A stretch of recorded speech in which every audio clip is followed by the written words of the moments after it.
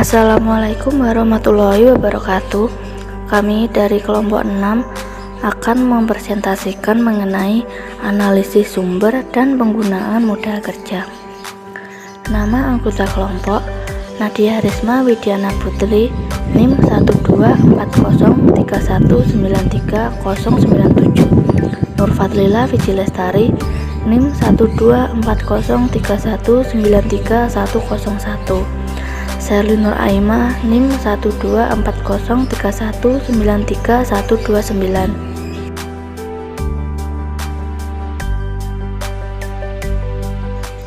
Saya, Sherly Nur Aima, akan menjelaskan mengenai definisi modal kerja. Weston dan Copeland menjelaskan modal kerja ialah analisis saling hubungan antara aktiva lancar dengan kewajiban lancar. Modal kerja juga disebut manajemen keuangan jangka pendek. Modal terdiri atas modal kerja dan modal tetap.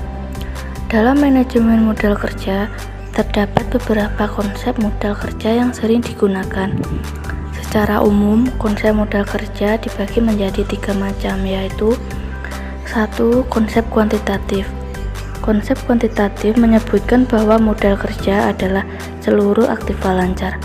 Dalam konsep ini, yang perlu mendapati perhatian adalah bagaimana mencukupi kebutuhan dana untuk membiayai operasi perusahaan dalam jangka pendek. Konsep ini sering disebut dengan modal kerja kotor. Kedua, konsep kualitatif. Konsep kualitatif merupakan konsep yang menitik beratkan kepada kualitas modal kerja. Dalam konsep ini adalah melihat selisih antara jumlah aktiva lancar dengan kewajiban lancar. Konsep ini disebut modal kerja bersih. Ketiga, konsep fungsional. Konsep fungsional menekankan kepada fungsi dana yang dimiliki perusahaan dalam memperoleh laba. Artinya, sejumlah dana yang dimiliki dan digunakan perusahaan untuk meningkatkan laba perusahaan. Makin banyak dana yang digunakan sebagai modal kerja, seharusnya dapat meningkatkan perolehan laba.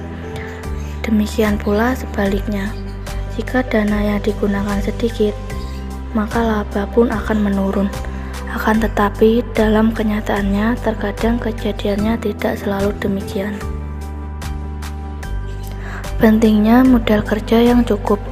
Modal kerja sangat penting bagi perusahaan. Tanpa modal kerja yang cukup, suatu perusahaan akan kehilangan kesempatan untuk meningkatkan kuantitas dan kualitas produk yang dihasilkan. Khususnya bagi perusahaan kecil, manajemen modal kerja sangat penting karena mereka sulit memperoleh sumber pembiayaan dari pasar modal dan pasar uang. Selanjutnya akan dijelaskan oleh Nadia Risma Widiana Putri. Saya akan menjelaskan mengenai faktor-faktor yang memengaruhi jumlah modal kerja. Faktor-faktornya ada 8.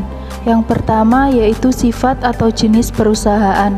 Modal kerja dari perusahaan jasa akan lebih rendah dibandingkan dengan perusahaan industri, karena pada perusahaan industri membutuhkan investasi dalam jumlah besar agar perusahaan tidak mengalami kesulitan dalam melakukan aktivitas operasinya. Yang kedua yaitu waktu yang diperlukan. Semakin panjang waktu yang diperlukan untuk memproduksi atau memperoleh barang, maka kebutuhan modal kerja yang dibutuhkan akan semakin besar. Yang ketiga, cara atau syarat pembelian dan penjualan. Syarat pembelian dan penjualan akan memengaruhi modal kerja. Yang keempat yaitu tingkat perputaran persediaan. Semakin tinggi tingkat perputaran persediaan, maka jumlah modal kerja yang ditanam dalam bentuk persediaan akan semakin rendah. Yang kelima yaitu tingkat perputaran piutang.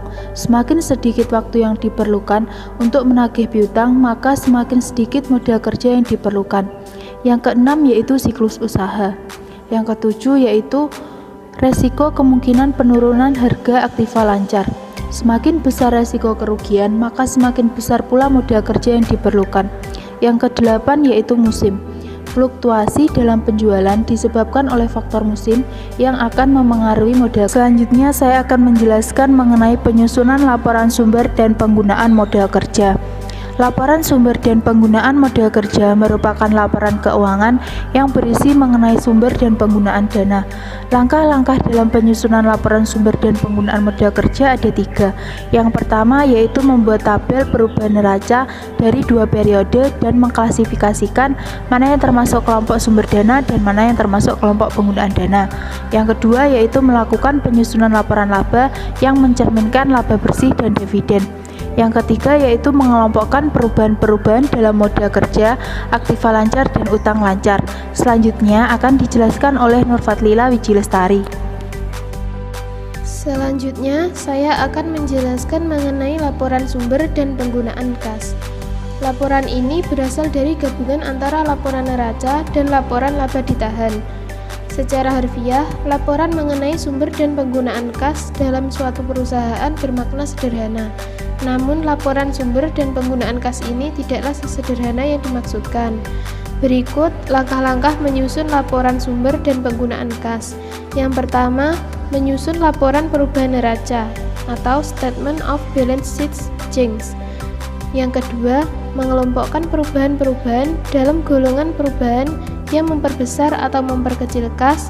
Yang ketiga, mengelompokkan elemen-elemen dalam laporan rugi dan laba atau laporan laba ditahan ke dalam golongan yang memperbesar atau memperkecil kas. Dan yang terakhir, mengadakan konsolidasi dari semua informasi ke dalam laporan sumber-sumber dan penggunaan dana. Selanjutnya, saya akan menjelaskan mengenai unsur yang dapat memperbesar dan memperkecil kas.